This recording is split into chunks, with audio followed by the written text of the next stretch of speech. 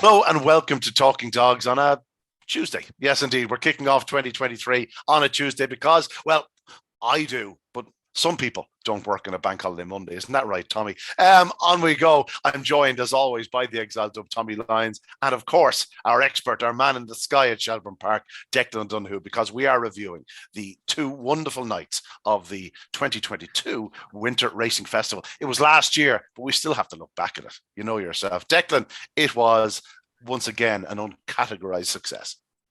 It was a huge success, and obviously the setting between Christmas and New Year couldn't be helped, but there was still a huge buzz about the place.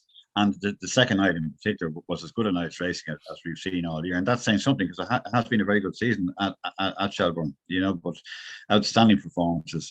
Ballinabula had probably just about the best of them, but it's hard to pick them most times yet. There were so many excellent performances on the second night. And the first night, the Dublin Cup went to a very deserving winner, Check for a Serve, who looks a very, very good prospect indeed. Yeah, from start to finish, Tommy, it was just quality racing. Even the graded affairs, even the graded finals on the first night, a new addition to the festival over the last 2 to 3 years, produced some really tight finishes.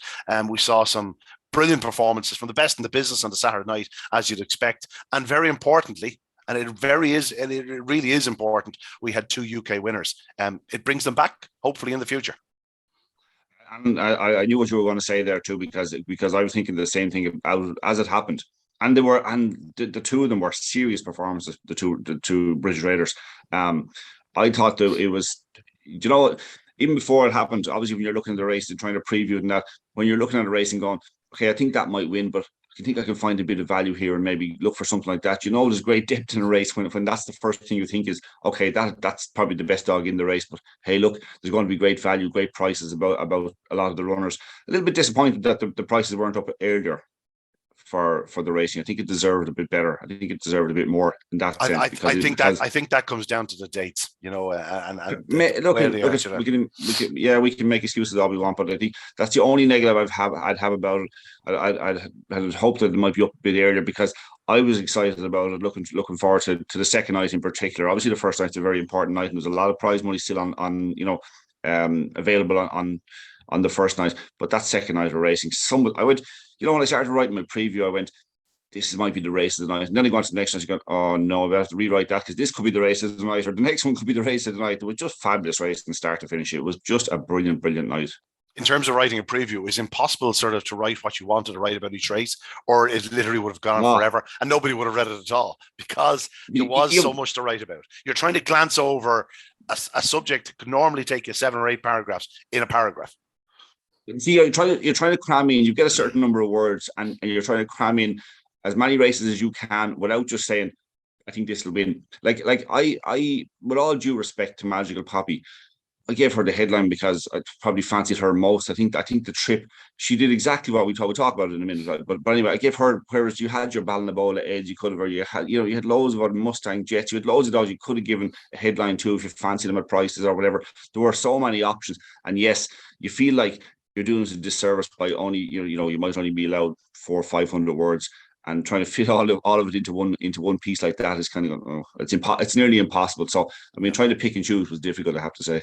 Yeah, well, we're not going to restrict you to words today, Declan. So let's kick on. We'll start on the Friday night, and we have mentioned already Check for Sir, and Check for Sir was the feature winner on Friday night, no question about it. He won the Dublin Cup.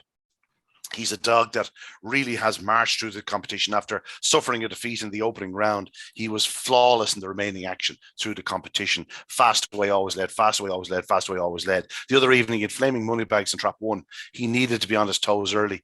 He did exactly that. Popped out, showed good early speed, clear the corner once doing so. Whether it's his colouring and his size, I don't know, but he just has the most fluent sort of action. He's almost seems to bound along rather than race along. It's distinctive, but no question about it, very impressive winner. Well, certainly to beat Flaming Moneybags to the corner, and he's wearing the red jacket, and to be able to cut across him at the corner and get away, that took doing, you know what I mean? And so he's a very good dog, beat a much more experienced dog and a very, very good yardstick. He don't come much better, actually. So it was superb, and he was the best dog in the tour. A couple of other ones ran very well as well, But looking back at it, even before the final, you would say Check for Sir was the best dog in it, definitely. Yeah. Craig and Moore chased him home in second spot. Looked to thread into the third bend, but Check for Sure just kept going all the way to the line. I suspect that the 28.53 done by Check for Sure meant that they didn't raise it 30 slow. They raised it at 30 slow, and they raised it at 20 slow. Had he done a 28.63, it may well have been raised at 30 slow. That's how I was sort of gauging around 30. To be fair, it's the most difficult task in greyhound racing. It's working out the going. It is impossible. It just isn't. And it changes. In Shelbourne, it changes during the night. And by the end of the evening, after the track is actually running quicker So it's a very difficult one to gauge that. I mean, and then giving 600 as the same slow as 525, that doesn't seem quite right either somehow. You know what I mean? No, it certainly doesn't. Yeah. And even the 1,000-yard race was 40 slow. Because it's twice 525. Tell you one thing: when it's heavy, it's heavy. For sure. Yeah, it could have been 20 slow in the first lap. It could be 70 slow in the second lap. Tommy, Check for Sir, just an all-round nice dog. Yeah, because in fairness, there was a battle for the early lead, and he had to win it. What I do like, now he is a big enough dog. He's 74 pounds. That's not small for a dog, but obviously he had an 80 pounder inside him. But what I like about dogs is if you see a dog that looks like a real big galloper, he looks like a huge dog. He gallops like a big dog. If you see that, sometimes you can have a dog in the 60 pounds and they look like they're big, rangy dogs. And you look at the weight and you go, oh, how is it like that? And I always like that. I think that's a good sign of a dog that's really stretching out and giving everything. I thought he was impressive. And as you said, down to the third, fourth bend, you thought maybe he might be in a little bit of trouble. So for a dog to show the early pace, to win the early battle, and then to pick up again off the last bend, it was impressive. And he was in great form. I think was that 4 in a row, was it? I think it was. Yeah. For the dog. So it was an impressive display. Yeah, we'll move on. Listen, we can't afford to spend too much time at the opening night. No. I do want to mention a few of the final winners. The first race, Declan, was won by Tommy Hewick for the horse that bought the dog syndicate. Obviously, the Shark Hanlon was there. Willie Hanlon was there. They were both talking the dog up on Racing Post TV before the race, and he was duly sent off at 4-9. He obliged as a 4-9 chance should. Didn't take it up into the third bend, win 7 lengths. This is a real galloping machine. He's a really, really nice dog. He has pace to born. He's won three from 4. Obviously, he'd be going a mile up now in grade and in company, but he certainly looks he's entitled to. He's a very, very good dog, certainly. Yeah, like in greyhound terms, to equine terms, like an A4 now up to open company, he's gone up about 40 pounds. Absolutely, none of this 18 pound stuff. He's gone up 40. He's gone from a class C chase on a Tuesday in Hexham to the Gold Cup nearly. Fast greyhound, no question about it. Big galloper, and bred by Mick English, Meave Penny. She's thrown some nice ones in the past. He's only in April 21, and like Tommy said earlier on, gallops like a big dog. 69 pounds the other night. Just couldn't believe that. Yeah. Look, they're all different, aren't they? But I mean, his pace. He's a winner. And the strike rate is very important. He's a winner, and he's doing the clocks. So that's all he can ask for. Second race was won in a similar time, actually 10 spots quicker for Murtalahi and Gavin O'Mahony, Peter McMunn. Obviously Gavin and Peter are 2 wonderful supporters of the sport. Stories lauded 28.67 off the front. He hadn't fronted up in the semi-finals, came from behind on that occasion. This was a nice run. He's exceptionally well bred. So Lockteen Blanket of Droopy's Berry, he too is an April 21 whelp. Like he said goodbye to A3 company in fairly impressive fashion too, Declan. I actually was surprised that he wasn't a favourite in that race. I couldn't quite understand that, but yeah, he did. He's very good. Early pace, stays. So far so good. That's all you can say. Very, very good dog. Mustang Tiago was a good winner of the Novice 750 for Dolores Ruth and Sean Burke. We'll get back to them a little bit later on. The final of the Shelbourne regulars was went in Rathnagore Sid, and it was a 1-2 for Johnny Donoghue, Tom O'Donnell, and trainer Gary Dempsey because they had second with Coolavani Nanny here. Dunloik was the hot favourite, and well, it's safe to say he just disappointed. He never really got into stride. The 5th race on the card was the All Stagers, and it was the start of the Cork Love-In on the Friday night because Macho Pride provided Kieran Lynchley under the Star Syndicate with a tremendous success. He's always been a classy animal, Declan. I believe he was a Gold Cup finalist in the past. Good early speed, led early, comfortable as you like. He's still a serious dog. I mean, he was easy, the youngest dog in it. Now you have to say that, but I mean, he can certainly race in open company, and a few of the ones he beat are still racing in top company. You know what I mean? So Yeah, it was a good race, but he's the best dog in it, and he won it well. Ballinaccarriga completed a quick double a few moments later, winning by a head from Lochranza. He was fastest in the stride, led, was passed, came back again to win by a head in 28.69. A good run from him. That was 2 up for the Cork Mafia. Girano Jetstream was a good winner for Liam O'Rourke and Pat Norton, 2 regulars, winning the retired Greyhound Trust A1525. Girano Jetstream, not always the most prolific. He often leaves his race at traps. On this occasion, Declan, it was the opposite. He absolutely pinged out of trap 1, moved to the middle of the track and made every inch thereafter to hold on by a half length from Toolmaker Stan. Good to see, the likes of Pat Norton, Liam O'Rourke having a good winner. Absolutely. He was a very, very popular winner and a very deserving winner. And Shelbourne regular, the dog himself, and he deserves to have won more than he has. He's a very, very genuine dog. As you say, he is slowly away most times, but he certainly hit the lid this time. And once he did, it really was all over. Very impressive performance. Farhad Mani won the semi-final of the Shelbourne Marathon. That was obviously due to be the final, but because of a technical fault in the semi-finals, they had to replace that on the card with the semi-final. Farhad Mani winning on sufferance, 60-49. To the eye, didn't look like he was staying it all that great, but you could certainly take another 50 off it for the heavy going. Just wouldn't be surprised if he ran very well in the final. Jack Tavern Hero in second spot. On to the Conor Kirby Memorial Trial Stake, Declan, and here we saw Ballycowan Liam winning for Dean Harper. Dean is having a good old go at it of recent years, and this Ballycowan Liam was the first time he fronted off in any of his races. Once doing so, he was going to be hard to pass. He ended up winning by 5 lengths and still perhaps didn't look quite as comfortable around Shelbourne Park as he will do in the future. He's a big dog, 82 pounds he weighs, but he can certainly run. Well, it just proves the old thing. The only thing sure about look is that it changes. Because early in the night, the same connections had a dog that was nearly carried off over the wall. And this winner, this Ballycowan dog, his last race in Shelbourne, he was murdered. Absolutely never saw the hair, never could do anything. And yet, look what happens on this night. It just comes out and away you go. Great stuff. Yeah, great stuff indeed. Just behind him, Orange Emer caught the eye in second spot, and Boyle Sports Gift was surprisingly sent off the 2-1 favourite, Declan. Were you a bit surprised by that?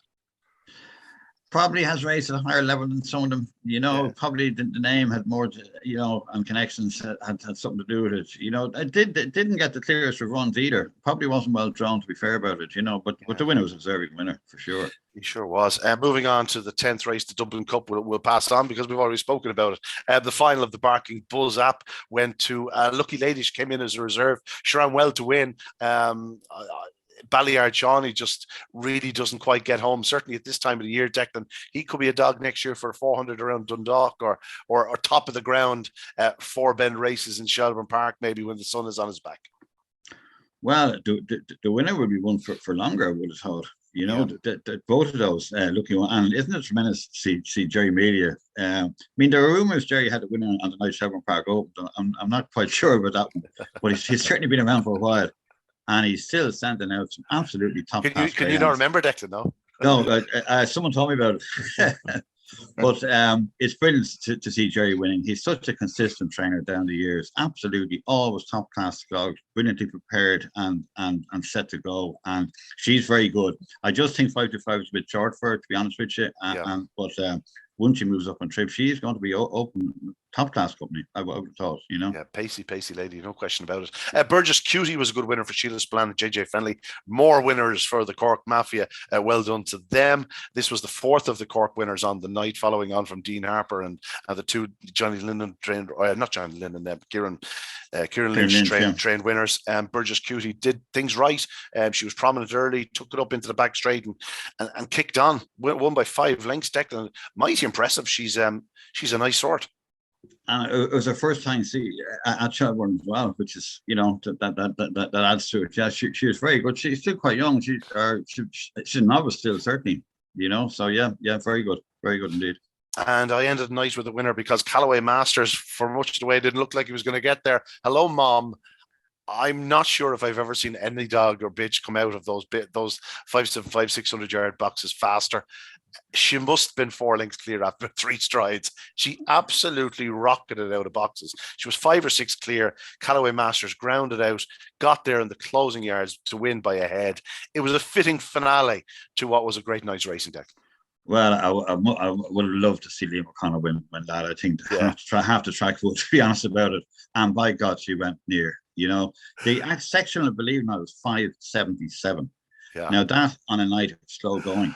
To put that in context, Magic and Mary, who flew out the following night brilliantly, and we come to her later, she did 580 on normal going. Wow. Because So I that, would that shows you, 590 was always like, if you're doing 590 or flying. yeah, absolutely. 577 on the night that was in it. And all credit to Calorie Masters, of course, who, I mean, the other runners, I think, were a bit shell shocked at the start, but Calorie Masters did go after and caught her right on the line. You know, it's a bit like the Ledger final, with a very deserving winner and a very unlucky loser at the one time. You know, Tommy, Liam O'Connor would have been in his element if that had won. Oh my God, there's me. You'd have got plenty of Colin Minches out of Liam. He's a great character. God, she went up as straight as a gun barrel as well. Apart from coming out through the bar, she was as straight as a gun barrel all the way to I mean, if you ever wanted clean greyhound racing, you get the type of like the likes of Hello Mom into race. My God, she absolutely rocketed from traps. It's very performance by Callum Masters to pick her up. It is. It was a fair run. Hello Mom, though, if you look up, you know, you have a picture in your mind of when you'll have sport with. Like, that's her. You know, 525, 550, 575, 600. We'll have a go of whatever happened, and she'll ping out, and it'll be a case of come and catch me. And some nights they will get her, and some nights they won't get her. But by God, you'll have some sport with her. No question about it. That's a huge run to oftentimes when they do that much early, they fall into a hole late, especially over 600 yards. It's a huge effort. Huge effort. Yeah. She's obviously a sister to where was it? She's a sister to the JT it's Gaipo, or what's the one? And forget about it. Prices. Crafty Jaco. Crafty Jaco, that's the one. Crafty Jaco, that's the one. Yeah. That was in the swap deal. That was in the swap deal with obviously Paul Hennessy and Susan. Bread, Hello Mom. Prices Boris at a JT Charlie, I believe. Let's go on to the second night, because this is where the serious action really did get underway. We kicked off proceedings. First 3 or 4 races were all wonderful. The first race on the card saw Galloping Sydney hold on from Stream of Sydney. The 2 Sydneys going nip and tuck up the home straight. In the end, Galloping Sydney with the early speed holding on the strength of Stream of Sydney. It was a good way to kick off proceedings, Tommy. Not so good for me, actually. I went the wrong way. I talked to a good pal of mine about, and he fancied Galloping Sydney. I got a phone call to say that Stream of Sydney was mad fancied. Because of the prices I went with Stream of Sydney, she was probably unlucky in running, to be fair. Ran up the back of the winner off the last bend, lost a bit of momentum, ran on again. But like it regardless of the result, and in fact, it was impossible to tell from the television which had won. Absolutely impossible. You were siding with Galloping Sydney straight away, weren't you? In commentary, I think it's simple as this. If it's tight, you just give it to the one on the outside. Like that. That's the rule of thumb, Declan, isn't it? Very much, yeah. I was pretty sure Galloping had 1 and 2, but I agree. I didn't put the one. It was very, very good start tonight, and they're two very good dogs, that's for sure. Now, if you see the photo finish, holy, a dead heat wouldn't. It's like 3 millimeters. Like it's absolutely. It's 1 pixel, I'd say. Like it's 1 pixel. Same in horse racing now. They'll very, very rarely give a dead heat. You know, I know the mechanisms are much better and much more accurate and tighter and all that. But yeah, God, it was close. Yeah, there were a number of backers of Stream of Sydney now that would have taken the dead heat, I can promise you.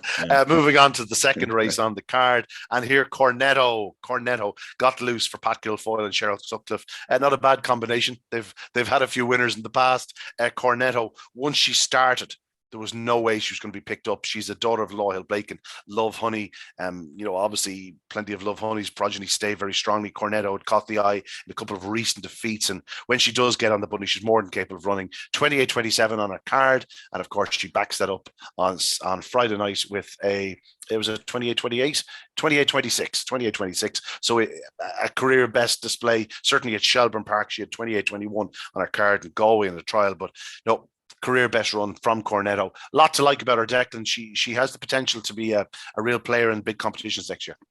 Very much so, and I think she's still improving actually, and she will be versatile trip wise. So they have plenty of options with her. Yeah, I would say 5 to 5 would be her shortest trip actually. You know what I mean? I think she probably does need 5 to 550 on a normal night. Tommy Cornetto, who said on was it Dara said on Race Post TV tonight? Yeah, she quickly had her rivals licked. Well, I think your commentary career peaked although I think you said only one cornet instead of just one cornet. But anyway, I think you peaked with that. It's all downhill from here. Really. Yeah, Cornetta was good, very good actually. In fairness, in front early and in command throughout. Milridge Dolly actually ran a good race, closed it a little bit down the back, and just Cornetta stays, as Declan said, stays very well and pulled away nicely. She was 15-8, so she was one of the the shorter price winners. There were a few short price winners in the Saturday night, of course. To make up for the Friday night, there was a few bigger price winners in that night. At 4-1, Tullochraven, if you took his best form out of the Derby, that was probably a generous enough price, but he was returning after a bit of a layoff. He's on the wrong side of Deadly Showtime, but as it happens, Deadly Showtime sort of created a bit of space from down the back straight. He edged off the fence, and Tullochraven took off down the back straight, hit the front, and once doing so, won pretty comfortably by 2 lengths in 30-12. I thought it'd be won in faster time, Declan, but you can't take anything away from the winner. Oh, it was fierce impressive. I mean, the pace down the back straight and the level of doubt that he's running against, it was very, very good. Sometimes the clock can fool you completely. They can bump at the first bend or something, and the clock is completely misleading. Yeah, I thought that was one of the best winners of the night. Once he cut loose, it was mighty impressive. Yeah, 2-3, Tommy. It's always great to see a dog taking off between those points. And Tullochraven is a 29.38 in his car, but it doesn't matter what time he does, he wins 2 lengths, collects €5,000 because this was one of the feature races. The syndicate owned 550, and the Foots in the Door syndicate collecting a good prize. I thought of this race the exact same way as Declan did, funnily enough, because I love the performance. I love the way. I wouldn't have thought he was a dog that would quicken the way he did. He quickened up so sharply down to the third bend to take the gap along the inside. And I couldn't believe the clock. If there were 50 spots off it, I wouldn't have been surprised. Never mind 20 or 30. If there were 50 or 60 spots, I wouldn't be surprised because he's a dog that'll do that in his sleep. Yeah. I thought it was a huge display. And yeah, look, you're right. He's coming back after a layoff, and it was difficult to know exactly where you stood with him. I'll tell you what, if he's going to keep on the go now, he's going to be a serious performer by the time the early season classics begin. Yeah, no question about it. Moving on to the 4th race on the card. This was an absolute belter. This was a real thriller. The juvenile featuring so many really top class youngsters, although September 20 or younger for the juvenile. In December, I think he could have gone a bit older, but it provided a wonderful lineup. And 2 of the main protagonists were September 20 whelps in Bogger Hunter and Trinity Junior, but both were denied by the youngster of the field and the juvenile Derby champion Clona Duke. Bogger Hunter looked like he had things in hand after a stride or two because he pinged out, but as he has done in the past, he just drifts off that opening corner, left a gap, and Clona Duke didn't quite shoot through it, but he kept edging his way closer and closer and closer to a point where he was on the inside of Bogger Hunter down the back straight. Trinity Junior just could never really get around them, get at them. He was showing loads of pace in the feet, but in the end, it was down to Clona Duke and Bogger Hunter. They clashed again in the last few strides, but Clona Duke held on, probably deservingly so. He's a dog who's only a March 21. He's bred in the purple, Malachy out of Coolavanny Pearl. We know how many stars Coolavanny Pearl has thrown in the past. I still think we're only scratching the surface for Clona Duke, Tommy. I think he's a very, very talented greyhound. I think you might have. Did you back him for the juvenile derby at some stage? You backed him at a price, yeah. You're making me feel better today. The haze is lifting. The haze is lifting. It's a hell of a performance because you're up against really good dogs. Hasn't run in a couple of months. Didn't miss the kick, but just was led by led by a fast starter. Showed great determination. They kind of bumped. I think they kind of maybe might have bumped a little bit coming to the line, but. There was a nice bit of steel to the performance as well as a bit of quality and pace. Declan? I think the winner's in for a good season. He's in the right kennel, and and he wants to win. He's a genuine dog. Sure, he has pace to burn and he's all the rest of it, but he wants to win. And but actually, you're quite right. They're 3 very good dogs. Yeah. 3 very good dogs. Yeah. I think they are 3 very good dogs. I think they're all very capable. Trinity Junior is a Ledger finalist already in his short career. Sure. Obviously, juvenile Derby finalist as well. And when he finds his trapping boots again, I think he's going to be a big, big player. Bogger Hunter, no question, he's loads of pace. I think I'd like to see him drawn 3 or 4 from now on if I was certainly getting involved. And Clona Duke, the weakest point of his race to this point has been the traps. I think he'll improve for their longer run to the corner over 550 yards, but he will need to just improve that trapping, just that stride. Just, instead of a 216 or 218, we need him to be doing this 210 or better. Well, you could be like Born Warrior and just start doing it in the first round of the Derby. Yeah, I mean, these things happen, That'll suffice. I think you're right. I think you're right. He's a 550 dog. Definitely he is, and that's what you want. That's what you want going forward. Yeah, it certainly is. Although who's to say he won't rock up in the Gold Cup? I can't imagine they will. I'd say they'll be eyeing up a little trip to Limerick perhaps with him. Given the fact that he's already proven that. Yeah, and he's a March 21. But we'll move on.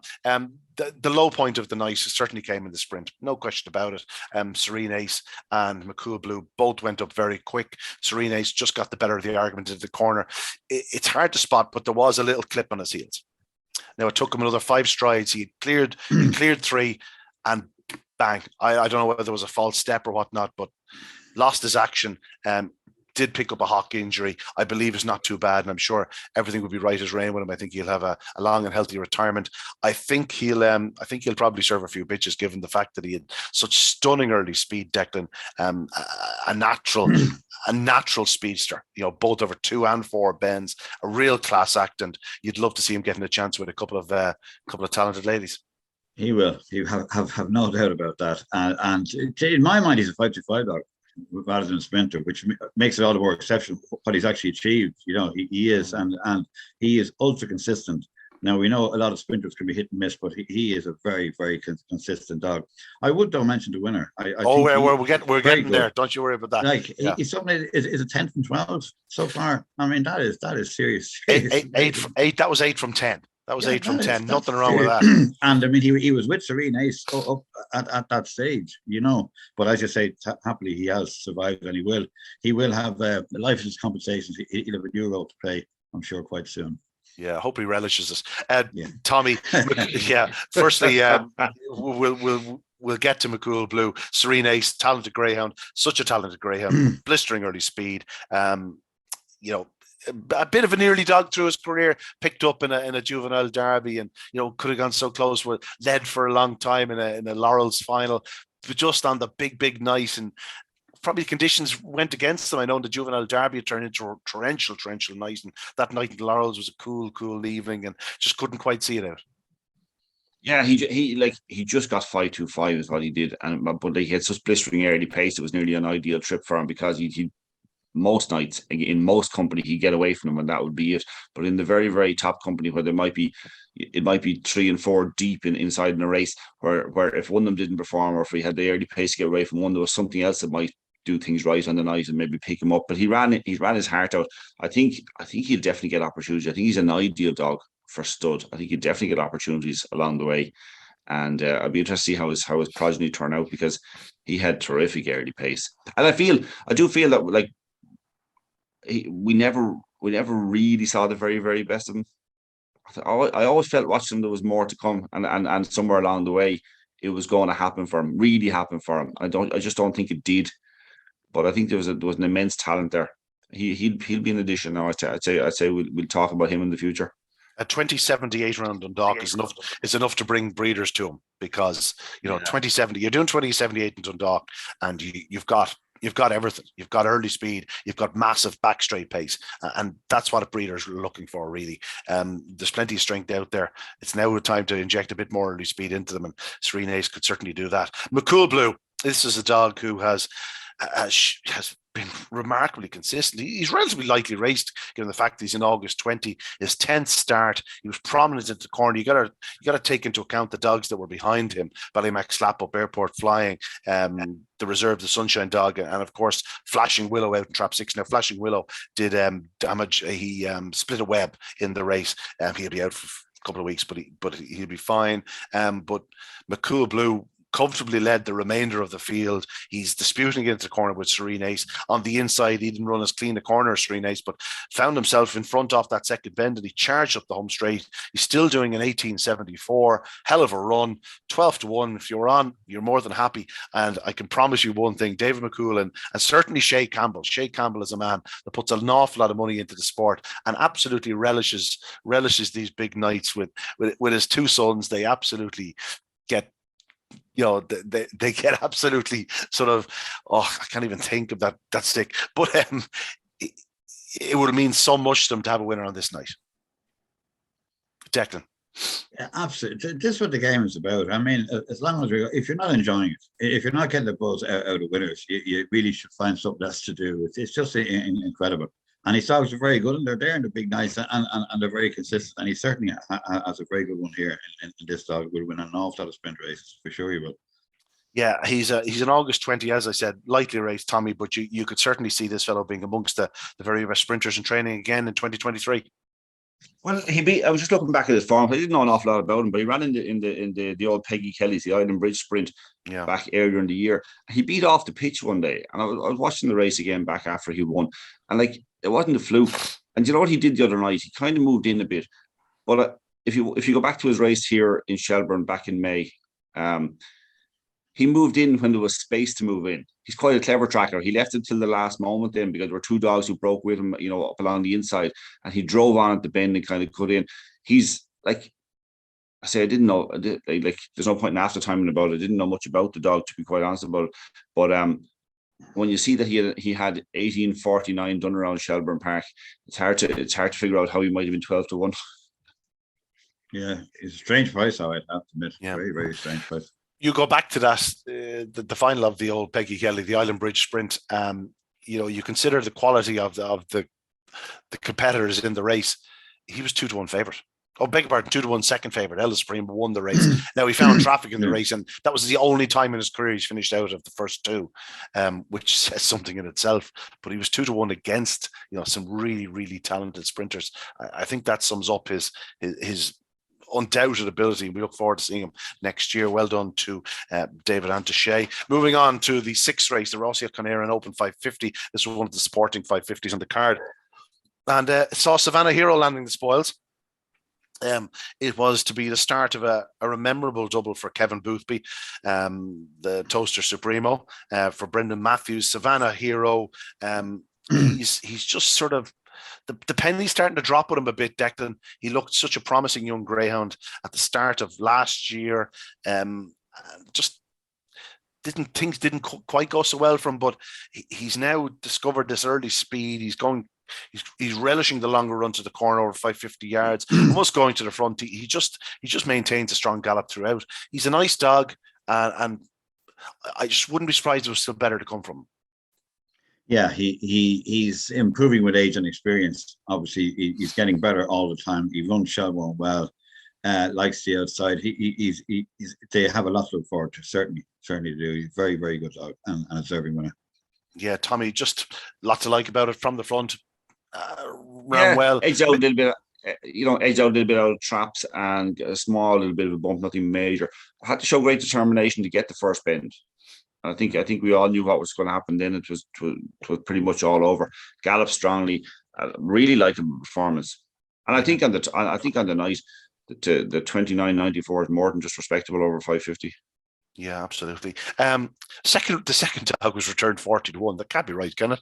I know he's a big price, but 40-1. Wow, he certainly ran above his price, Millridge Price, finishing 4 lengths second. He stayed on well at the finish, and we'll move on because we're getting into the championship races once again.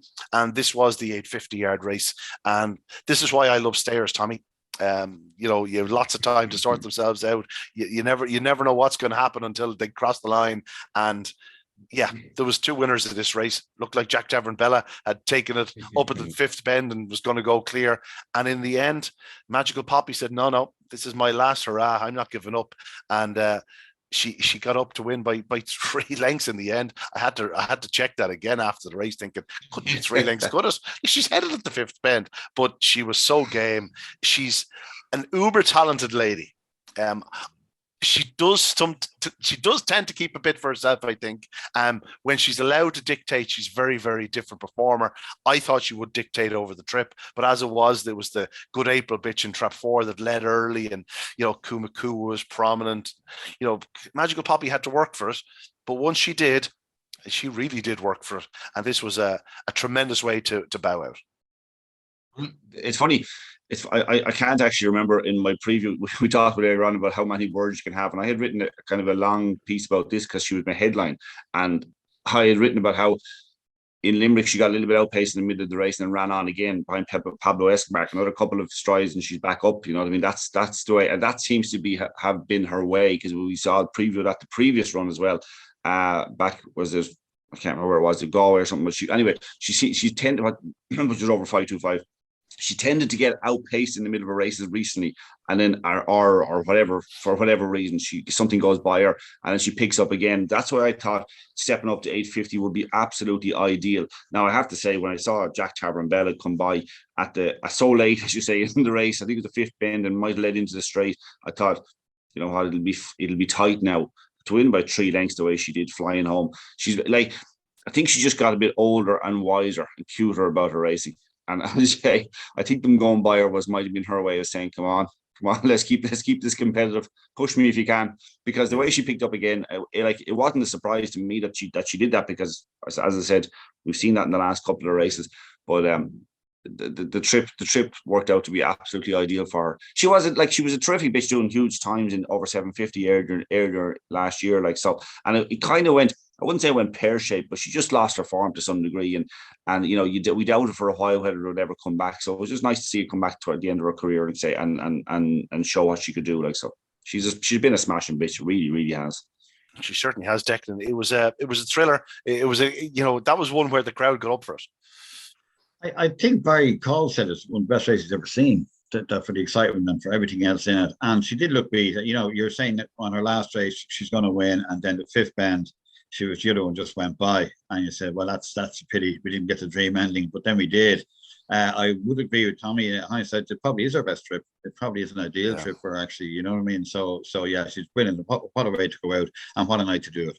Everything perfect. Yeah. Having looked at the race in Limerick, you know, the way she was galloping on into up the home straight and into the escape, I struggle to see how Jack Tavern and Kilara Zoe were going to make up the gap. Now, as it was, when Jack Bella hit the front, I thought, well, she'll stay as strong as Magical Poppy. So that's game over. But Poppy just went, no, not having it. Here I go.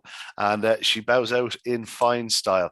Now, gentlemen, we get to one of the more important results of the card, because the Winter Racing Festival Open Pitch 525 was race 8. And this saw Fabulous Azura, who was, of course, a top-class performer in Ireland prior to heading to the UK. She's British bred. David Firminger, starter over here with Graham, and she then ventured over to Patrick Janssens, and she's been a star across the water. She's no question amongst their top 2 or 3 bitches, perhaps the best they have. She's a dual winner of the British bred Derby. She's, you know, performed at the very highest level over there against the very best. And I suppose 4-1 was probably generous when you consider she's in trap 1. She's a big 72 pounder. She's a good starter. Ballymac Run, for all her brilliance and ability in trap 2, she's a couple of starts on a card, but she's not a flying starter generally. And Fabulous Azura had every chance of holding a pitch into the opening corner, and that's exactly what she did. She popped out, led into the corner, and thereafter it was a case of come and catch me if you can. Ballymac Run did make up big ground at the third bend. Rahamofo absolutely rocked it home way too late, unfortunately, but Fabulous Azura, just a mighty impressive winner and a very important winner on the card. Declan.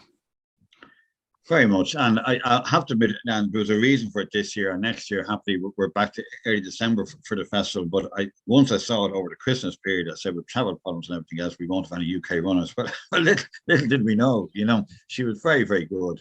She beat Inform, like Ballymac Run is running top class at Shelbourne at the moment. So she came over, beat her, led all the way.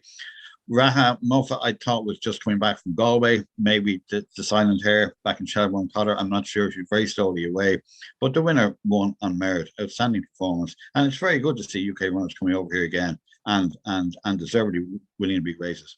Yeah. Very, very good. Yeah. Tommy, we've been beating the drum about the Irish bitches for the last while, saying we have an absolute superstar bunch of them. And then Fabulous Azura comes over and chins us in the bitch race. But it just sums up what she is. She's a very talented lady. You know, she's not inexperienced. She's not young. She knows the game inside out, and she has a huge level of ability. Yeah, I echo what Declan says about it being an important success, and hopefully it will, when December next year, we'll have an even bigger crowd, a bigger raiding party from the UK, because it does add to the night in many ways. Actually, one of the things that stood out to me, the Derby this year, the night before the Derby, when we did the preview, and also in the quarterfinals, was the number of people who travelled from the UK for the top racing just to watch it. I'm not talking about like obviously having involvement in actually greyhounds, but just to travel to watch it. So there's a huge interest there, and it adds an awful lot more if they're going to bring greyhounds over and actually compete. So this was a great result. Now, it was a great race, even though not everything got a clear run. It was a great race. Ballymac run. Fabulous Azura popped out. Paradise Nicky Bell probably slightly led out of the boxes. Fabulous Azura kind of edged off a little bit right. Carrie Ballymac run, which forced her out on top of Forest Willow, and Ballymac run then kind of lost a bit of ground at the first bend, ran into a dog, went to a bitch down just beyond halfway, lost a little bit of ground, and actually Ballymac run emerged with her reputation enhanced, I would suggest. Ran a superb race for a bitch who found a bit of trouble in a race won in 28:42 on the night. Like it's a superb performance by Fabulous Azura. So to run it to two lengths in that sort of a time.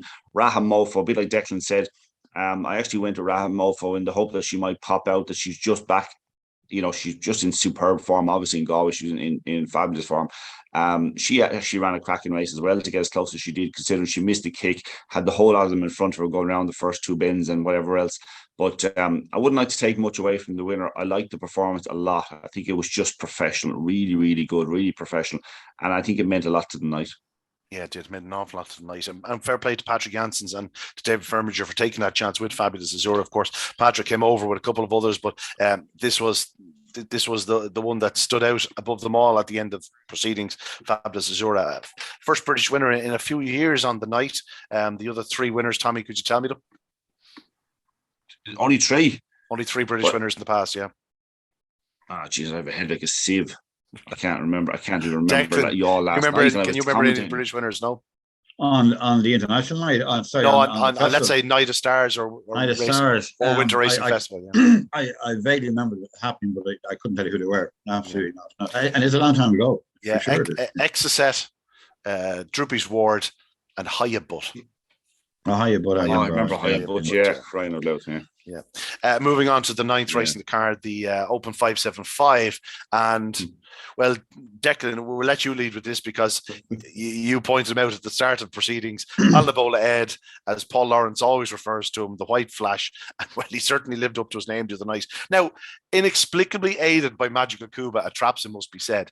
I've never seen him do anything like it. Stepped in at boxes, took a bump, and all of a sudden, Balnabola Ed just took off into the opening corner, and absolutely stunning display. He was a mile clear by halfway. There was nothing going to pick him up. Ballymac John Joe has stunning pace and power. He came through for second spot, and yeah, I think the rest were nowhere basically. Balnabola Ed, though, Declan, just an immensely impressive victor. Sure, on a weekend of great performances. I mean, that was the standout, and Tully down the back straight showed great pace too. He's kind of made in the other race, but the pace he showed to the first bend on that long run down was just, it was awesome, and very, very good performance. When he's right, he's probably the best dog in these islands when he is absolutely at his peak, and you'd love to see him win some big trophies next season because he is very special. Yeah, Tommy. Oh Lord Almighty, this dog will drive you bananas. I mean, he's that good. He's if he could do that on a consistent basis, there wouldn't be a dog in Ireland would live with him. He's just phenomenal. But it must be the height of frustration for Connections to have a dog that good and just know that trying to do it week in, week out, and some night he's just not going to do it. He's just not going to perform and he can be positioned to win a race and he can do this and do that. And almost inexplicably, and it's not like he's doing anything untoward in a race, he's not, but it just doesn't happen for him some night and he's out of a competition, a big competition. He promised to win every competition he was in this year. He looked like it. He gave a flash of that brilliance that said, you know what? Yeah, I'm the one to beat. And next thing he was gone. Next week he was gone, or 2 weeks later he was gone out of the competition. You're gone. He was a 7-4 chance to win both the English Derby and the Irish Derby, and I'd say he traded a short in the ledger. Yeah, that tells you, and it's right. Like those prices are right in the sense that that's the ability he has. But the problem is we also know that we've got the preview. Sometimes you just have to, you have to be quite cold about it. We got the preview early on that maybe he just mightn't be the dog that can do it all those nights in a row. And I suspect when you're doing it as well as he is, it probably is taking quite a toll on you. I mean, that 30.72 on the night what's the record? 30.59 is this or something like that? I think it was this year. Yeah, or last year was done. Sentimental Lad did 30.59, so he's 13 spots off in cold conditions with a 4.64 to the corner. Like that's rapid. It's fab. And actually, you know what? This is one, and like you said about Magical Cuba, I actually thought there was a chance that Magical Cuba would pop out and force Ballinabola Ed wide, and there might be a little bit of trouble. So I ended up tipping Ballymac John John. I had a small bet on him, and it was a hassle trying to get a bet on a dog at 9 or 10 to 1. €8 I was offered. But anyway, I backed Ballymac John Joe, and I thought he wasn't in the same grade as the winner, and he can be next year. He can be, but he was green as grass. Did you not think that at all points, even down to third bend when he was trying to challenge to go through along the inside, he was extremely green, Ballymac John Joe. Still, it gives me hope that he's going to, if he develops mentally as a dog who can race properly, he's going to be a superstar next year, Ballymac John Joe. But like he was chasing shadows the other night, and every dog that ran the other night would have been chasing shadows if they met Ballinabola Ed in that form. Yeah, hard to disagree with that, Declan. You know, there probably wasn't a dog on the night who would have been able to live with him.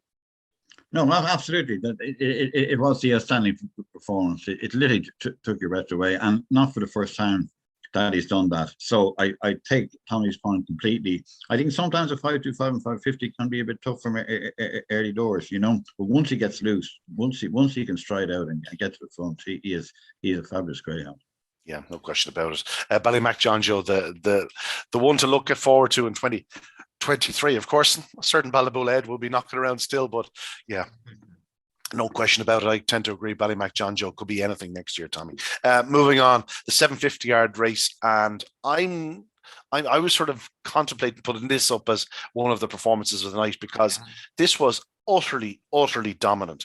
You know, Savannah Runart has always been a classy tracker. Like she had 41.57 at Clonmel before traveling to the UK. She has some exceptional form in the UK. She's run well over 4 bends in the early rounds of the Oaks over there, and that speed was on show, because she left her rival standing, and to be honest, she just kept going. There was no stopping. It was utterly dominant display of front running over 6 bends, and if they ran this again next week, I think I'd back her at evens. That's how impressive she was. Savannah Runart for Diane Henry and Kevin Boothby, another English runner, another English winner, and Declan was just a thoroughly professional and brilliant performance. It was one-way traffic all the way. I mean, she couldn't have done it any better than she did. It was outstanding. It was outstanding. Yeah, and she's, as you say, she's going over shorter trips, but that is her trip. She just loves it, and she was going as strong at the finish as she was at the start, and nothing has landed a blow really. Yeah, Tommy, Savannah Runart first, the rest nowhere. Yeah, but absolutely. And what I loved about the performance was from the last bend home, when she's after doing so much early, you might say, you know what, maybe she'll come back to him a little bit. I know Pablo Westbark, when he's not on the bunny, mightn't be tremendously strong, but he's a really classy dog. And Savannah Runart just absolutely if you just only watched from the last bend home on the race, you'd say you must have just taken it up at the 5th bend or something, because she absolutely galloped hard up the straight and through the line. It was deeply impressive, is what it was. Deeply impressive. Yeah, hard to believe she had been. I think. Go on. Sorry, I think if you listen to the interviews on RPG TV the other night, I think the trip took more out of the trainer Diane Henry than it did out of the Greyhound. You know, when Rob was asking, they might come back. It's like, what? Yeah. She wasn't only getting the glory of it. They were only getting 10 grand for their troubles. I know. Yeah. That was funny. The when you catch somebody straight after a race, the honesty that comes out, I think is good. Yeah, no question about it. Savannah Runard, brilliant winner. Pablo Escobar actually ran a big race to finish second in the end because he didn't get the start that he probably does need over this type of trip. He needs to race Promonde over 6 bends, where he was the opposite over 4 bends. But no, high quality field left standing by Savannah Runard. On to the 525 yard contest, and this was a brilliant performance by the other Kobe. He looked like he badly needed the run the previous week, Declan, but this was nothing short of just professional. Again, the other Kobe blitzed from boxes. Jennifer O'Donnell has always spoken so highly of this. She believed he was the kennel star last year. I know she's won the Derby, but it wasn't with the other Kobe. Just things went awry, just little problems here and there, and just things didn't happen for him. Well, if he keeps producing this sort of run, things could happen from in 2023 because ping, away, gone, never saw a rival, easy as you like. Absolutely, and best 525 winner, over the weekend as well, and very, very impressive. He did everything right. Come out, loves the inside clearly, and it was away and gone. Didn't need the 2 races coming back. Maybe it's a bit stuffy or whatever, but my God, he was A1 on the night, and brilliant performance.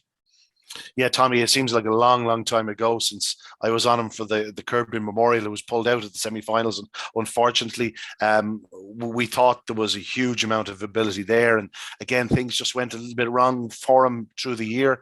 But here we are. He's after winning the the Winter Racing Festival Open 525, €10,000. Nice way to end 2022, and onwards and upwards. Now you'd imagine he'll go for the Gold Cup. Oh yeah, if you look at keep him right now, and he will. As Declan said, he just loves the inside. The way he tracks, he gives away nothing. I mean, he gives away hardly an inch going around that track. He's tight to the rail all the way. If he can get his draw and show that sort of early pace, he's always going to be hard to dislodge. I would like to say that the runner-up has held his form remarkably well, and after not exactly flying out, showed great pace into the bend to battle with, was it Kilgraney Sydney maybe, for second place, and to get into that position. He couldn't lay it low on the other Kobe. The other Kobe was just as impressive down the back as he was out of traps into the bend. I thought he was the other Kobe really opened up, but one time only. Who you wouldn't expect to be maybe at this stage of his career to be winning the very, very top races. He's just held his form so well. He's a credit to Connections. Yeah, classic winner, of course, one time only, former Laurels champion. The other Kobe, though, certainly the star in the 525. The 550 yard contest was the one that I billed it as probably being the race of the night. In the end, just didn't happen for a number of the rivals, and in contrast, it certainly did happen for Mustang Jet. And it's amazing the difference a fortnight can make in Greyhound racing, where he's chinned on the, virtually on the line, and the Ledger Decider having been 7-8 clear, and then bang, a couple of weeks later, they get their consolation, and it's more than just consolation. He's after winning the Winter Racing Festival Open 550. Mustang Jet showed tremendous early speed on the outside. Bobsleigh Dream, for as well as she ran, she probably broke too well. Probably was the downfall of her and a few of those on her inside, because she edged in, squeezed up a bit, and there was traffic for basically every runner on the inside. And as a result, Mustang Jet left clear, and Sean Burke was certainly a happy man. Paul Horrig was dancing around the bar afterwards. Dolores Ruth, no doubt, delighted with her weekend's work, because she had won the previous evening Mustang Tiago, and here Mustang Jet winning what was seen perhaps as the feature race of the weekend. But Mustang Jet, nobody could give out about him winning on this stage, Declan. No, I really thought the betting was crazy. I thought back at Shelbourne, Trump 6 550, the race is made for Mustang Jet, and he really is in form. He's one of my Derby fancies last year, but he seemed to lose form around that time. Even when he won his first round heat, he didn't look convincing. He just wasn't at the top of his game. But you saw in the Ledger that he is right back on his game. And he did a fierce section himself. Everyone saw him trouble on the inside. He was in 4:47. He was going to be down to bend in front anyway. I mean, that's the kind of pace he was showing, and it clear one up the outside, and away he went. It didn't surprise me. That's the best way I put that. It didn't surprise me at all. And he's a very, very good greyhound. Unlucky in the Ledger, but there was a winner of the Ledger too, in fairness, who ran a cracker here too, by the way, getting up to be second from well off the pace. But, from even before the first bend, there was only one winner in this race, and that was Mustang Jet. Yeah, Tommy, the market righted itself somewhat. He was 11-2 at the offer. Yeah. Sorry, he's returned 11-2. Yeah, like hindsight is 2020, but as Declan said, he was showing an awful lot more early speed in the Ledger than he had done in the Derby, and maybe he was just after. I would say that we now see the real Mustang Jet. I think that's what he's going to be going forward, about blistering early speed. And okay, 550 yards might be testing him a little bit, but you'd sooner have the early speed than a bit of an all-rounder.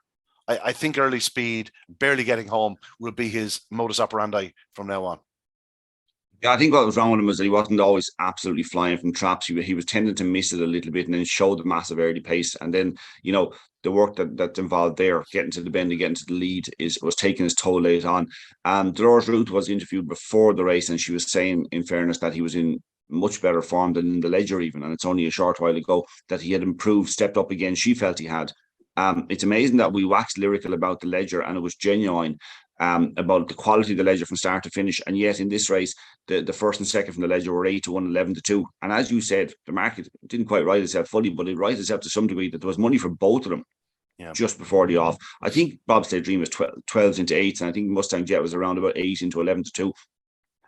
But like, you have the quality of the race. You have a Derby runner-up, Ali McFinn. You have Derby favourite Callaway Program. You have an English Derby winner, Romeo Magical. You have Cool Valley Shadow, who was shown tremendous ability when getting loose in England. So like, the race was as good as it gets, really.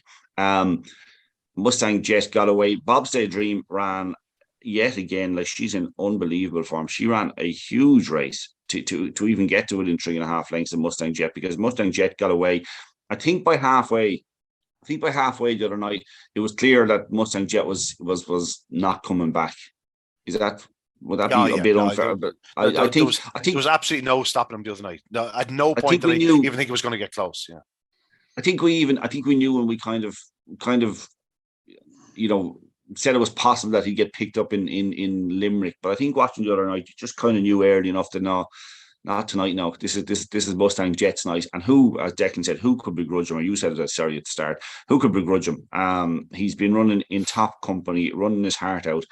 And this is a nice payday, a nice little bit of compensation for a dog who already picked up a check for finishing second in the Ledger as well. Yeah, and he won't be three until next July. You'd imagine. Listen, the Gold Cup could be an option, but the Easter Cup would certainly have to be on his radar. Looks tailor-made for the Easter Cup, Declan. He does, and of course Shelbourne suits him much more than Limerick. Like Shelbourne is a fantastic track for genuine wide runners, and he went straight in a straight line out of that box, and the others were all shuffling inside him. So they made it easy for him. But the point is, the section he was doing and the way he came away, he was probably going to win anyway. Yeah, no, unbelievable.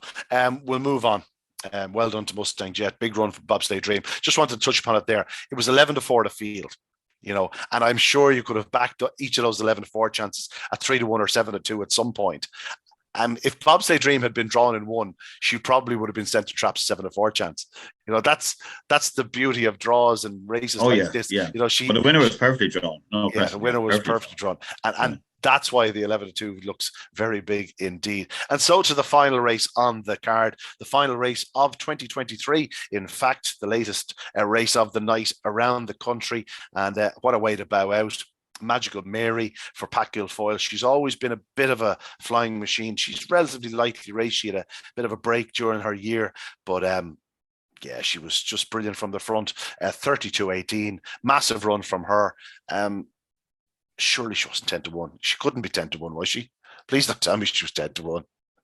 She was 10-1. The official SP anyway. Wow. Okay, 10-1. Wow. All right. Okay. I suddenly feel bad about the race now. And second was Ben's Teddy, who ran the most remarkable race in the feast. But, in truth, he was never going to catch Magical Mary for the second week running. They had met in Limerick. He'd been beaten a length and a half by her there. He was beaten a length by her here at Shelbourne Park over 600 yards. He's probably getting sick of the sight of her, but I'll tell you something, he can run. He's a February 21 whelp. She's a March 20. So, there's a chance they'll meet again over the trip. But a great way to end proceedings. Magical Mary, though, when she got on the bunny, Tommy, was going to take an awful lot to stop her. She has tremendous ability and always had. If you go back to her run in Cork on Laura's final night, she missed a kick and showed unbelievable pace to be touched off, beating a short head by Bacchus Crystal over 5.75. So I think when she popped out in front, they were chasing shadows. Now, in fairness to Ben's Teddy, he's a pup and he's quite experienced for his age. He's quite experienced. He's 12 or 13 races maybe. But he ran a hell of a race. And he's one of those dogs, I think, is another one of those dogs who's not huge, 67. She's a 66 pounder. He's a 67. And he strides out like a big dog. I think he's got a huge future. I wouldn't be surprised to see him competing below in Limerick or getting to the latter stages of the Kirby Memorial. I suspect that's where he's going to go to next. And he's a right prospect. But this was a really good race. Ballymacris with Droopy's nice one, 2 Michael Wild and Bacchus Crystal in the race. But Magical Mary just said after about 3 strides, you went, do you know what? They just won't be able to pick her up. Not with her ability. Yeah. A great night for Pat Guilfoyle to get three winners on a winter festival night is huge. Yeah, but it's no surprise, Declan. He's been doing it for a long time now. He completed the classic set himself. He declared it this year with Good Cody, and yeah, it's no fluke. You know what I mean? He leaves no stone unturned. His dogs arrive up, and they are just tuned to perfection. He's a marvelous big race operator. It seems to be he just keeps good. It seems, or what we see anyway, are good dogs. Now, funny enough, Magical Mary had never shown the best in Shelbourne before. She'd one good run over this trip, actually. She had a good second, maybe the Bobsleigh Dream, if memory serves. But this was electric. She was just away and gone. And I agree with you. This time we are talking hindsight. 10 to 1 was a great price. You know what I mean? There probably are value on these nights. There's mixed betting. There's UK firms involved. You know, it's not down to the usual 3 or 4 bookies in Shelbourne. I just like to point out. Okay, granted, I was betting it a bit soft. I went 7 to 2 on the card. Like I went 7 to 2, Magical Mary. Yeah. It was, and of course, as you say, hindsight, we're all experts. But no, it was a very good performance. She was away and gone. And not quite as fast, would you believe, as Liam O'Connor's one the night before, but she was very quick and she was gone. Very, very good performance, outstanding, you know. And to be honest with you, she did the 600 run back last February. A lot of people in Shelbourne were wondering what the fuss was all about, you know. And you know, Patrick's dogs are always of the highest quality, and she just wasn't showing it in Shelbourne, which happens. But of course, possibly the trip is something to do as well. And certainly, a lot of those ones on the night. Ballinbola, they love that long run. You know, okay, they are early paces, but when they get in front and they get that far in front, even Mustang Jet. I mean, Mustang Jet was 8 lengths 3 or the third bend. You know, it's very hard to peg those dogs back, no matter what clock your own dog is doing, because you have to go by them, and they're doing those kind of clocks. You know, brilliant performance and a great ending to the evening. What was a great evening and a great season. Yeah, the festival, Tommy, delivered once again. It's here to stay, thankfully. It's a bit earlier next year. It should make it easier for people to travel. While the crowds were down this year for obvious enough reasons, they were still pretty healthy. Big healthy crowds, Declan. I was pleasantly surprised. Certainly, I was pleasantly surprised on the Thursday. I was fearing that it'd be very quiet, and there was a big crowd in the restaurant, good crowd downstairs. Place was buzzing, and again, then the Friday sort of lived up to the hype a little bit. It wasn't quite as big as a normal festival crowd, but it was still a very big crowd.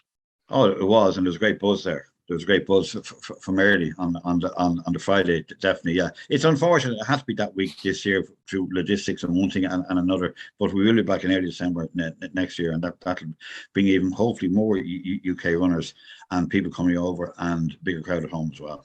Yeah, I was struck down. I dare say I picked up something between the last race at Shelbourne Park and my last drink in McSorley's about 2:30 in the morning. So some would say it was self-inflicted. On New Year's Day, I felt I was suffering from a really bad hangover. It became clear in the following days that it was more than just a hangover, and I am literally going up to curl up in a ball on my bed as we speak because I'm hanging together here. It's glue and string keeping me together. But no, a wonderful festival. So much to look back on, and again, those 2 really important British successes. Hopefully get the British crew back next year for more great battles. It's not just in the equine sphere. We want to see it in the canine sphere, and it makes and adds so much to proceedings, Tommy. Yeah, of course it does. Of course it does. And there were two of, I wouldn't say, it's hard to say they're two of the better performances. There were so many good performances, but like the 750 performance was superb. Fabio Cesura was really good, and in beating a good quality field as you'd expect. If you had to ask me what was the performance, I don't know. I'd find it between Mustang Jet, probably Ballinabola and the Runar Savannah in the 750. I thought that was a superb display.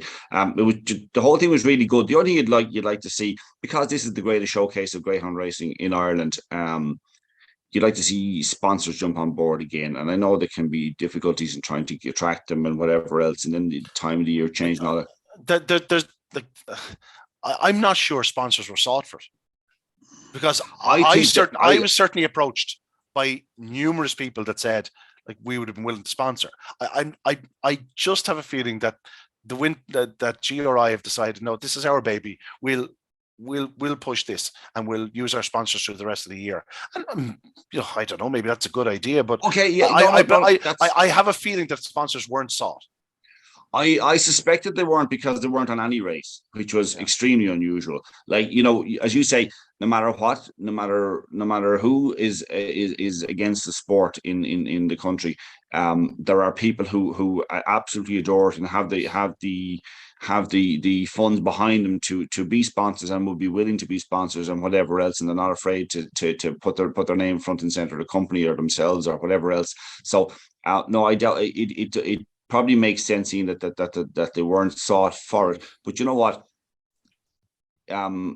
You still have to make the most of an opportunity there. I mean, if people don't want to be involved in this night, and yes, you make a good point that maybe if we struggle through the year on occasions with some of the classics or some of the big features that you kind of want those to be upheld around the country.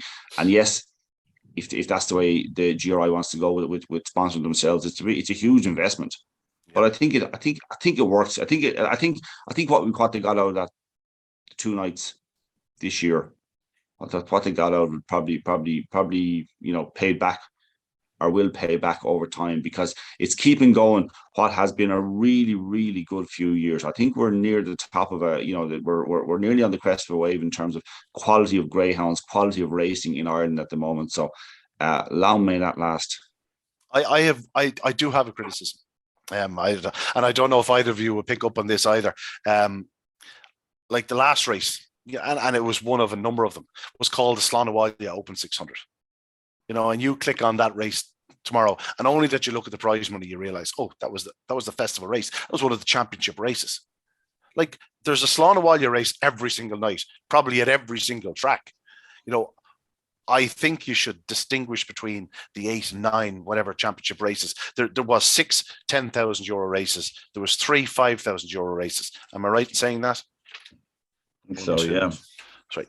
So call them, the festival juvenile, or the Supreme 550, the Festival 550. We call them a name that is synonymous with winning at the festival. Not like, we won. Find us on Facebook, 525 or 10 grand. Well, that's it. Like, do you know what I mean? I just give them a name. But this is something I've been pushing for a long time. Like the old Guinness 600 is the Shelbourne Open 600. Just can't get over that. Just call it a name. Give it something. Give it something with a bit of prestige. Do you know what I mean? Make up a name, but call it something. It's funny you say that, because I actually said it to somebody in Mallow Racecourse. They had 40,000 to the winner handicap, and they called it the Mallow handicap. And I was kind of going, you're getting 40,000 to the winner. I think you want to give it something more, like call it a cup, or call it something. If there's that much prize money on it, and it's Mallow Racecourse, this isn't the Curragh. You want to shout from the rooftop that we're giving a lot of money away. And what they are doing is giving a lot of money away. Prestigious races here. Yeah, I definitely agree with that, Ian. I would like to, as you say, the fines on Facebook, 550 for 10 grand or 525. It kind of doesn't. Yeah, it could easily be €350, couldn't it? Yeah, to find us on Facebook open. Well, the only thing, guys, I would say, in all fairness, and it's our job to be critical of GRI, and we often are, but 100,000 prize money. Oh, it's. I mean, that is outstanding. No, well, no, outstanding. 100,000 in win prize money alone over the 2 nights. It is, The first night it was incredible. The first night was 25,000, and it would have been 30 had the final of the marathon been on.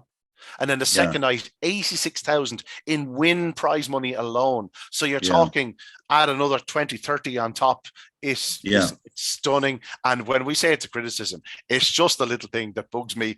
And listen, if they're giving 10,000 away, you can call it I forgot to do me shopping 525 for all I care, right? Or Liverpool aren't going to win the league from the 10 years 525, or Tommy, who do you fancy in the darts 525? But